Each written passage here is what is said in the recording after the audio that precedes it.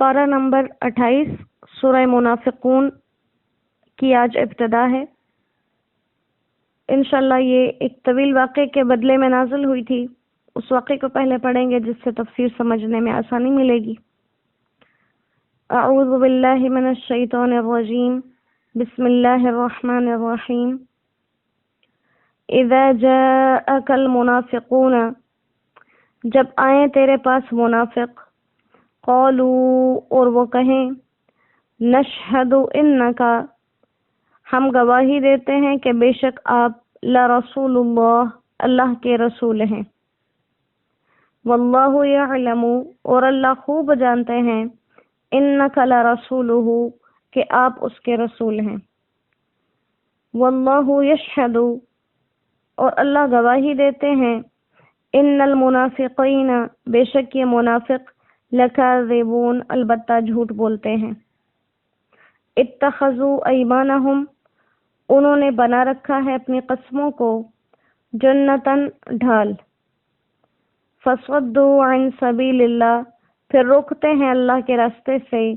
انہم ساء، برا ہے، ما کانوا یعملون، جو وہ کر رہے ہیں، ذالک، یہ اس لیے، بأنہم آمنوا، کہ وہ ایمان لائے، ثم کفروا، پھر کفر کر دیا، پھر منکر ہو گئے، فطبع، تو مہر لگا دی گئی، علی قلوبہم، ان کے دلوں پر، فہم لا یفقہون، تو اب وہ کچھ سمجھتے نہیں ہیں۔ صدق اللہ العظیم۔ سورہ منافقون مدنی سورت ہے۔ بعض حضرات فرماتے ہیں کہ یہ مدینہ میں نازل ہوئی، اور بعض لوگ کہتے ہیں کہ جب آپ مدینہ واپس آ رہے تھے سفر سے تو راستے میں نازل ہوئی۔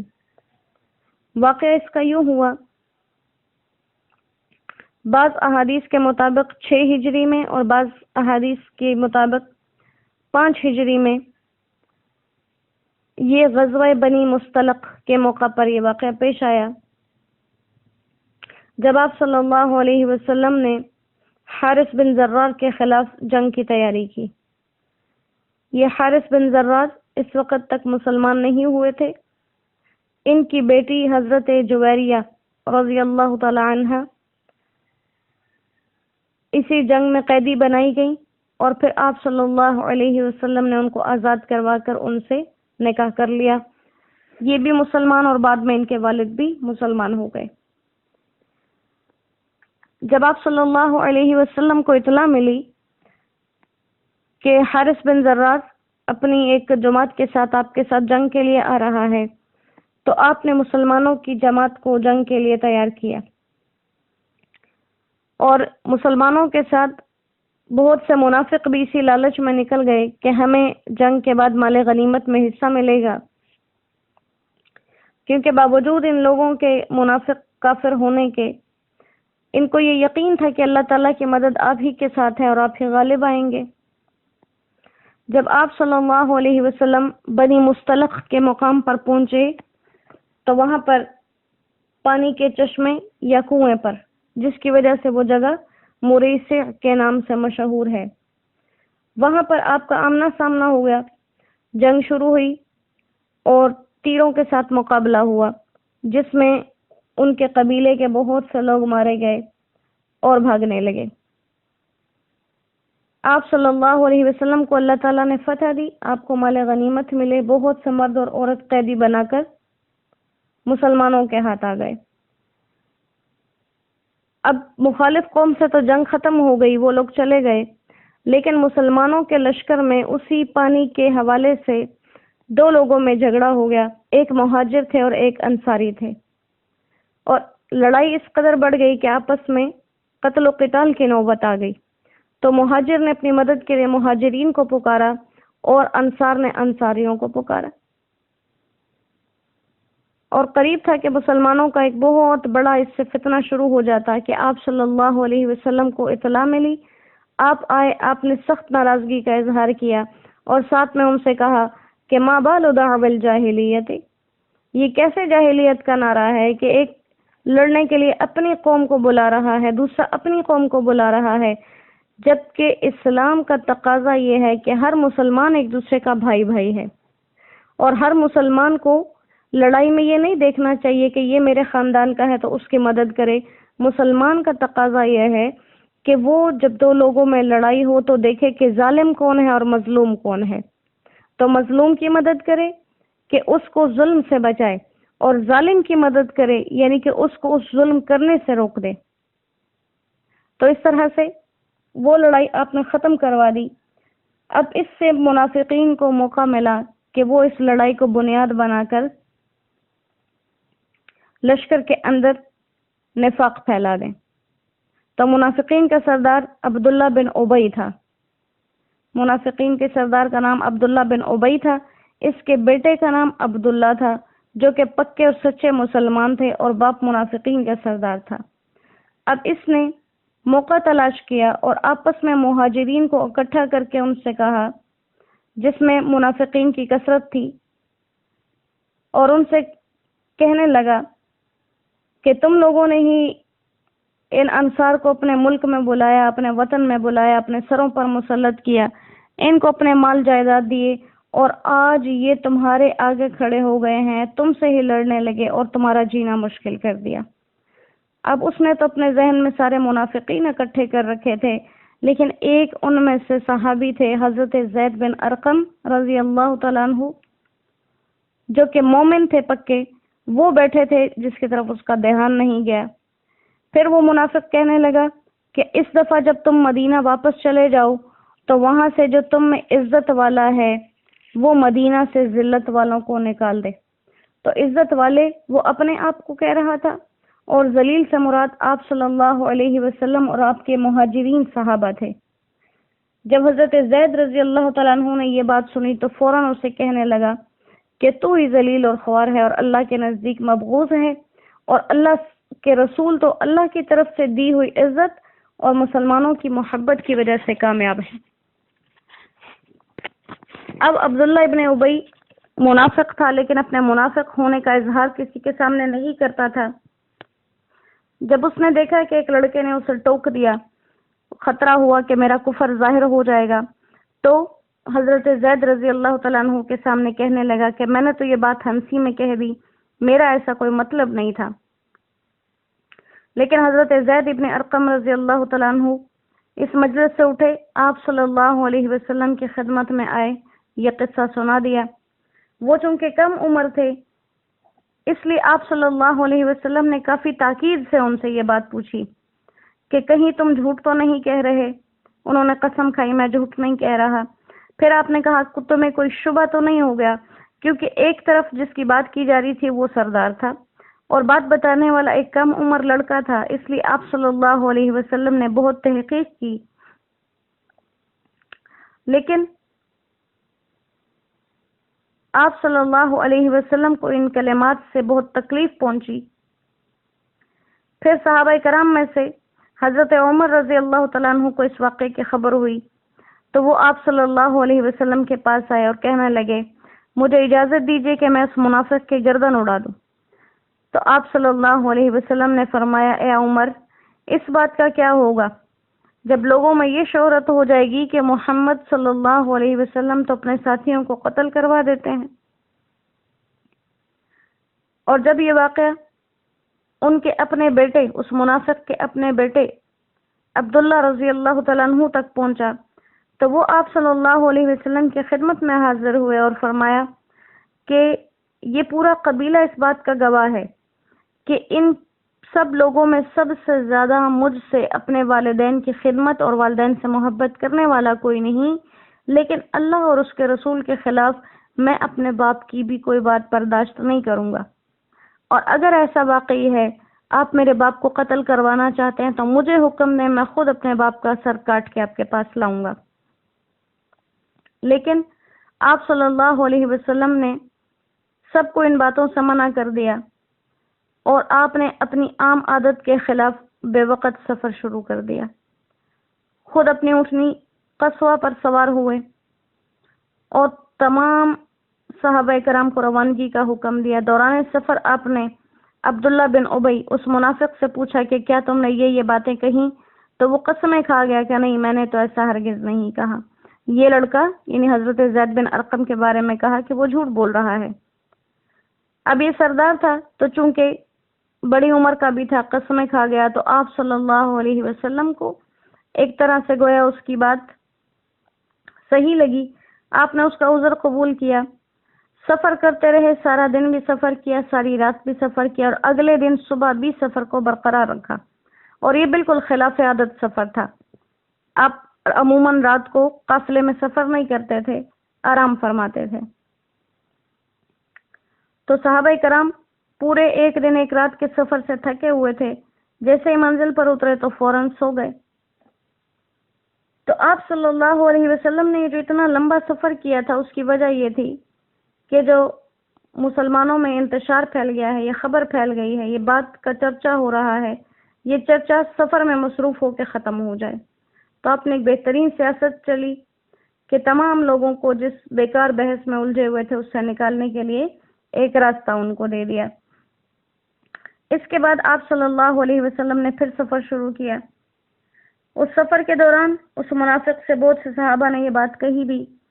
کہ جا کے آپ صلی اللہ علیہ وسلم کے سامنے اپنا جرم قبول کرو تاکہ وہ تمہارے لیے استغفار کریں، لیکن اس نے انکار کر دیا، اعراض کر دیا۔ تو حضرت عبادہ رضی اللہ تعالیٰ عنہ نے ان سے کہا کہ تمہارے اس اعراض کے بارے میں قرآن ضرور نازل ہوگا۔ اور دوسری طرف حضرت زید بن ارقم کو جب پتہ چلا کہ پورے قبیلے کے اندر یہ بات پھیل گئی ہے کہ سردار سچا ہے اور زید نے جھوٹ بولا ہے،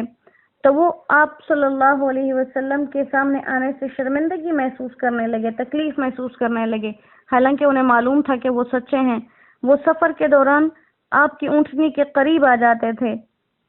کیونکہ ان کو یقین تھا کہ میں نے جھوٹ نہیں بولا اور اللہ میرے بارے میں یقیناً کوئی فیصلہ نازل کر دیں گے۔ تو فرماتے ہیں حضرت زید بن ارقم نے اچانک دیکھا کہ آپ صلی اللہ علیہ وسلم کے جسم مبارک پر وہ کیفیت آ گئی جو وحی کے وقت ہوتی تھی، یعنی آپ کی سانس پھولنے لگی، پیشانی مبارک پر پسینہ آ گیا، اور آپ کی سواری آپ کے بوجھ سے دبنے لگی۔ انہیں امید ہو گئی کہ میرے بارے میں کوئی وحی آ گئی ہے، یہاں تک کہ آپ صلی اللہ علیہ وسلم کی وہ کیفیت ختم ہوئی، اور فرماتے ہیں کہ میری سواری آپ کے سواری کے پاس تھی، تو آپ نے اپنی سواری پر سے ہی میرا کان پکڑا اور فرمایا کہ اے لڑکے، اللہ نے تیری بات کی تصدیق کر دی، اور پوری سورہ منافقون اسی واقعے کے متعلق نازل ہوئی۔ تو اس سے سب محسوس ہوا کہ یہ سورہ مبارکہ سفر کے دوران ہی نازل ہوئی،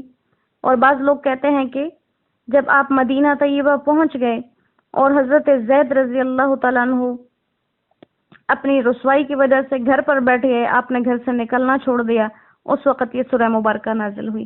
بہرحال سورہ مبارکہ نازل ہوئی، منافقوں کا نفاق ظاہر ہو گیا اور حضرت زید رضی اللہ تعالیٰ عنہ کی سچائی ظاہر ہو گئی۔ اب جب سچائی ظاہر ہو چکی تھی اور لوگ مدینہ کے قریب پہنچے تو اس منافق کے بیٹے نے جو کہ پکے مومن تھے وہ آگے بڑھے اور تمام سواریوں میں سے اپنے باپ کی سواری کو تلاش کیا، اس کو بٹھایا، اس کے گھٹنے پر پاؤں رکھ دیا اور اپنے باپ سے یہ خطاب کیا کہ خدا کی قسم تم مدینے میں تب تک نہیں داخل ہو سکتے جب تک تمہیں آپ صلی اللہ علیہ وسلم داخل ہونے کی اجازت نہ دے دیں، اور جب تک تم اپنی اس بات کو واضح نہ کر دو کہ جو تم نے کہا تھا کہ وہاں پہنچنے کے بعد عزت والے ذلت والوں کو نکال دیں گے۔ اب یہ بتاؤ کہ عزت والوں سے تمہاری کون مراد ہے اور ذلت والوں سے تمہاری کون مراد؟ اب لوگ دیکھ رہے ہیں، تاریخ گواہ ہے، زمین گواہ ہے، آسمان گواہ ہے کہ ایک مومن بیٹے نے اپنے منافق باپ کو روکا ہوا ہے، اور وجہ کیا ہے؟ آپ صلی اللہ علیہ وسلم کی شان میں کی ہوئی وہ گستاخی۔ تو آپ صلی اللہ علیہ وسلم کی شان میں کی جانے والے گستاخی ماں باپ کی طرف سے ہی کیوں نہ ہو، صحابہ کرام رضوان اللہ علیہم اجمعین نے یہ ثابت کیا، آپ صلی اللہ علیہ وسلم کی عزت پر کوئی سودا نہیں، آپ کی ناموس پر کوئی سودا نہیں، آپ کے خلاف بولنے والا باپ بھی ہے تو تلوار اس کی گردن پر۔ تو مجبور کیا اپنے باپ کو. لوگ ملامت کر رہے تھے کہ اپنے باپ کے ساتھ ایسا کر رہے ہیں، لیکن انہوں نے فرمایا مجھے میرے باپ کی محبت اپنی جگہ، لیکن آپ صلی اللہ علیہ وسلم کے بارے میں اگر بولیں گے تو پھر باپ اور بیٹے کا رشتہ نہیں رہے گا، پھر پہلے آپ صلی اللہ علیہ وسلم کی محبت آئے گی. جیسے حدیث مبارکہ کا مفہوم ہے کہ کوئی انسان اس وقت تک کامل مومن نہیں ہو سکتا، کوئی انسان اس وقت تک کامل مومن نہیں ہو سکتا جب تک کہ میری محبت اسے اپنے گھر والوں سے، اپنی اولاد سے، اپنے والدین سے اور اپنے مال سے اور تمام دنیا سے بڑھ کر نہ ہو جائے. میری محبت تمام چیزوں پر بھاری پڑے گی، تب اس کا ایمان کامل ہوگا. تو باپ کو مجبور کرتے رہے، یہاں تک کہ باپ نے اپنی زبان سے یہ بات کہہ دی کہ ہاں میں تو عورتوں سے بھی زیادہ اور بچوں سے بھی زیادہ ذلیل ہوں اور مجبور ہوں. تو پھر مدینے میں جانے دیا. تو یہ سورہ منافقون کا یہ قصہ تھا جو شروع کی آیات میں ذکر کیا گیا، اور پوری سورہ منافقون کو اس کے واقعے کے ساتھ ملایا گیا. جو آج ہم نے 3 آیات مبارکہ پڑھی اس کے ساتھ یہی اس کا تعلق تھا کہ وہ قسمیں کھانے لگا آپ کے سامنے کہ نشہد انک لرسول اللہ، ہم تو گواہی دیتے ہیں آپ اللہ کے رسول ہیں. تو اللہ فرماتے ہیں اللہ کو تمہاری گواہی کی ضرورت نہیں ہے، تمہاری گواہی کے بغیر بھی اللہ جانتے ہیں کہ وہ اللہ کے رسول ہیں. اور اللہ گواہی دیتے ہیں، اللہ فرماتے ہیں یہ تو گواہی دیں یا نہ دیں تب بھی آپ میرے رسول ہیں، لیکن میں اللہ اس بات کی گواہی دیتا ہوں ان المنافقین لکاذبون، یہ منافق جھوٹے ہیں، یہ منافق جھوٹے، انہوں نے قسمیں کھا لی، اپنی قسم کو اپنی ذات کے بچانے کے لیے ڈھال بنایا اور پھر اللہ کے راستوں سے روکتے ہیں، اور بہت برے کام ہیں جو یہ کر رہے ہیں. کیونکہ کبھی ایمان لاتے ہیں پھر کفر کرتے ہیں، پھر ایمان لاتے ہیں، لیکن اللہ نے ان کے دلوں پر مہر لگا دی. اور یہ عبداللہ ابن ابی سے جب کسی نے کہا کہ آپ صلی اللہ علیہ وسلم کے سامنے جا کر معافی مانگ لو، تو وہ کہنے لگا کہ جب تم لوگوں نے مجھ سے کہا ایمان لے آؤ، میں ایمان لے آیا. جب تم لوگوں نے کہا زکوٰۃ تو میں اپنا مال دے دوں گا. اب تم لوگوں کا یہی تقاضا رہ گیا ہے کہ شاید میں آپ صلی اللہ علیہ وسلم کو جا کر سجدہ ہی شروع کر دوں. تو پھر اللہ تعالیٰ نے اگلی آیات میں اسی کے بارے میں فرمایا